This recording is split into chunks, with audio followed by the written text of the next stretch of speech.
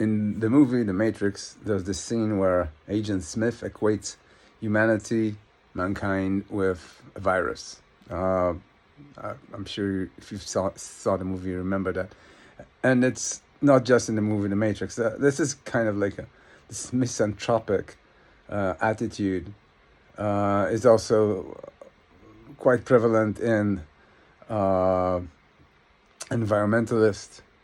Uh, Maybe not in the same, not as the same way as Agent Smith says, but the idea is that there's something deeply flawed in mankind, and that that the Earth would be better off without humans, and something along those lines. Now,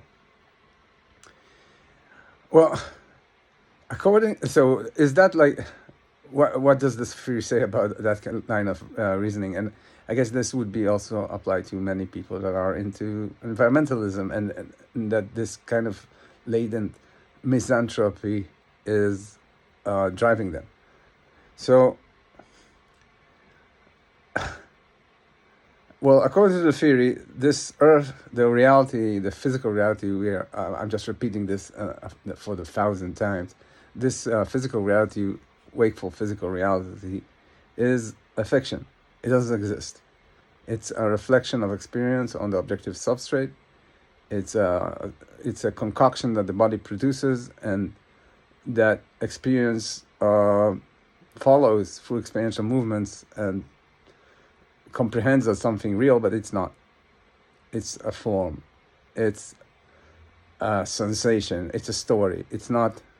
It doesn't exist as itself. So when you say you want to preserve that, well, you want to. In that sense, this is completely wrong. Like, in the sense of, you're not preserving it.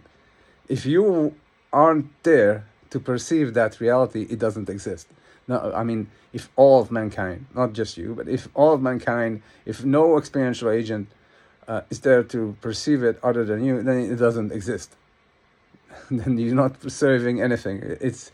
You might as well use it from whomever enjoys it. Now, you could say, you could then make the argument that the Earth is also an experiential agent, and that it is benevolent, and that it is we need to preserve it. We don't want it to suffer. Like, some people believe that, especially people that take psychedelics and somehow sense that experiential agent.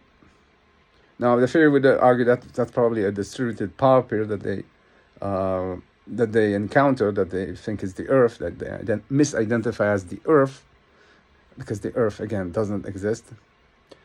Not as the globe, as a thing that is it.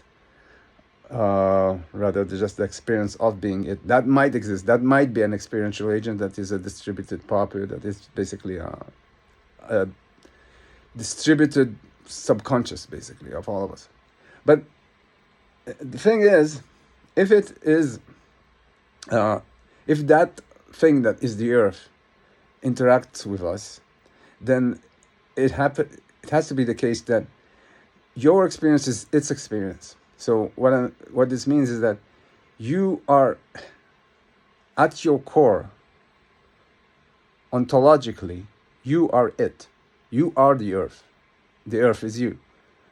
So the value of your life is no greater than the value of the Earth. It's just an experiential agent living its life. And if you are okay dying, and you are okay with others dying, then you should be okay with the Earth dying. It's just an experiential agent like you.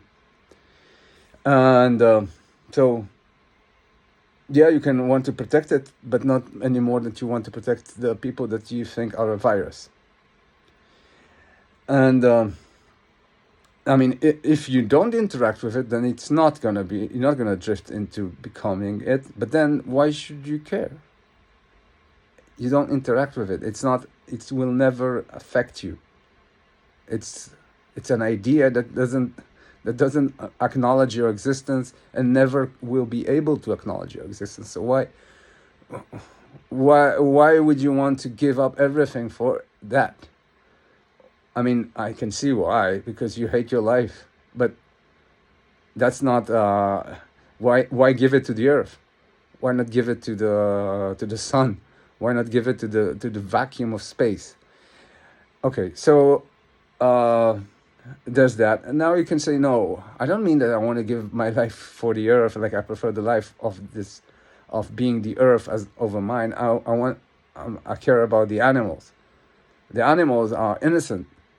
Well, humans are I don't know, disgusting. Well, the problem is there that, again, if these animals are, well, there's the possibility that these animals are not experiential agents, in which case they are just like automatons. They don't feel anything. There's nothing that's like to be them.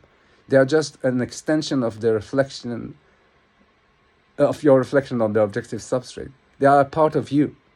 You're looking at this animal and you think like, oh, I want to make sure that this animal doesn't suffer, doesn't enjoy, doesn't have a horrible life, but he doesn't have a life because there's nothing that's like to be it. That's one option. Now, the other option is that they are experiential agents. These animals that you want to protect, they are experiential agents.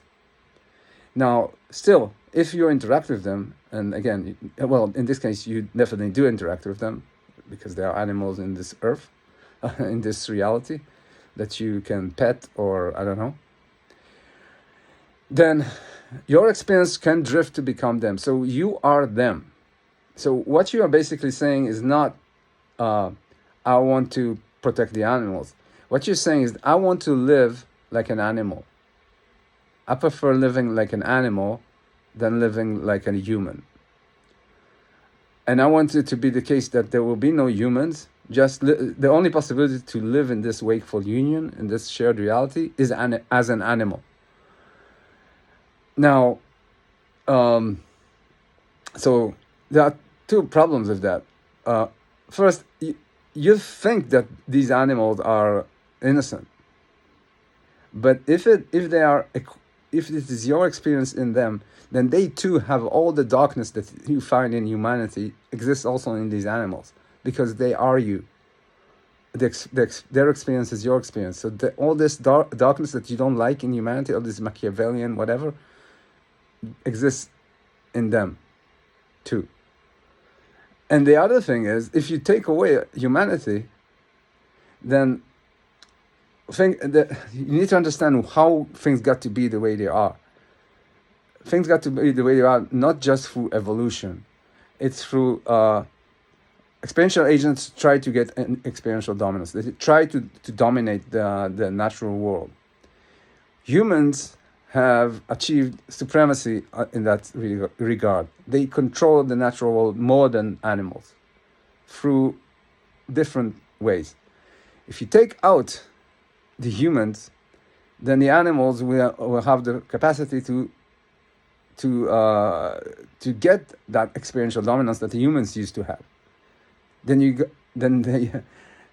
through experiential selection, through like experience's ability to change physical reality, these animals will become humans, or will become as humans. They will inherit the earth and instill the same dynamics that are in you already, because it is you. In other words, you inheriting the earth to the animals is pointless. You're just gonna perpetuate the exact same thing that you hate so much. I guess like when you think about all that, you should really just, what the theory would recommend is that you should stop being so dramatic. You should understand that your existence is what it is, how it's just one segment in the dimension of experience, how it's just one piece of the puzzle, and don't take it like as your mission to change the whole structure, because eventually the same structure will be resurrected, and all you're doing in the process is feel horrible, feel hate, and that's it.